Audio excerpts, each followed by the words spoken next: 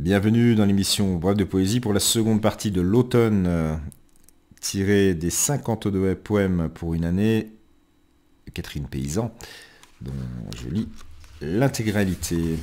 Elle est publiée aux éditions de l'Atelier. Souvenir d'octobre à Québec. L'Indien qui marchait dans Québec, fragile et sec, triste dans ses vêtements tristes. Où allait-il? Que cherchait-il?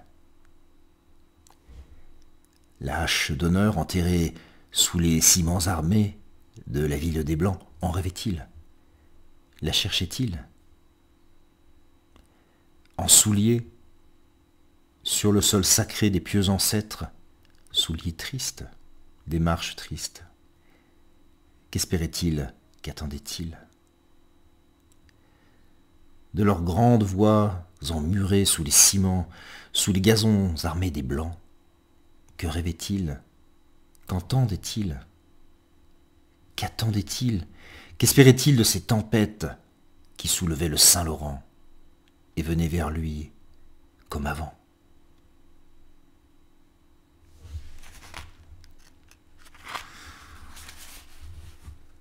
Alors suivent deux poèmes sur le chat.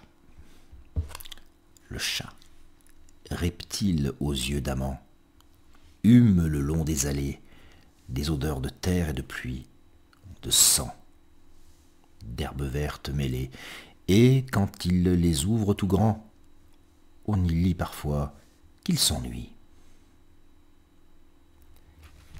Donc le chat, de nouveau, vagabond, prince au cœur des nuits, fleurant l'aventure et le foin, et qui ne m'aime que de loin, beau seigneur, éternel nomade, chat de gouttière et d'escapade, et qui me regarde sans bruit dormir, pendant que le temps fuit. De l'amour. Increvable, insondable, croissant sur les sols arides, s'enroulant, se déroulant, volonté qui se dévide, faisant boule, faisant foule, comme le lierre indomptable, taillé à chaud et à sable. L'amour n'est pas ce bel oiseau doré, pris au piège des mots, de la fable, usé et futile. L'amour n'est pas oiseau des îles, voix de sirène mélusine.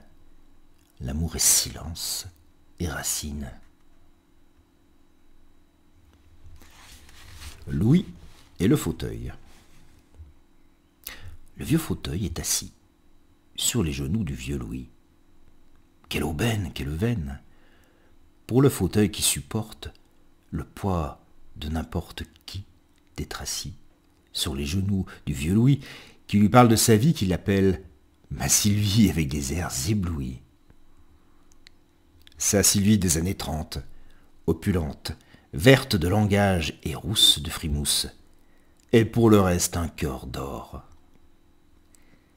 Quel bonheur que d'être encore entre amis pour la célébrer ainsi. Et un dernier poème, histoire de pomme. Une pomme qui roulait vers Rome croisa un chou de Milan qui tentait d'en faire autant. Tous deux, fort honnêtes gens, et très charmante la pomme, et le chou très vert galant. L'un l'autre entiché de Rome. On devisa, voyagea. Le chou avait le cœur tendre. La pomme voulut bien rendre le baiser qu'il lui vola. Alors ils s'aimèrent. Comme ils faisaient désormais un seul cœur, un seul chou-pomme, on les maria dans Rome.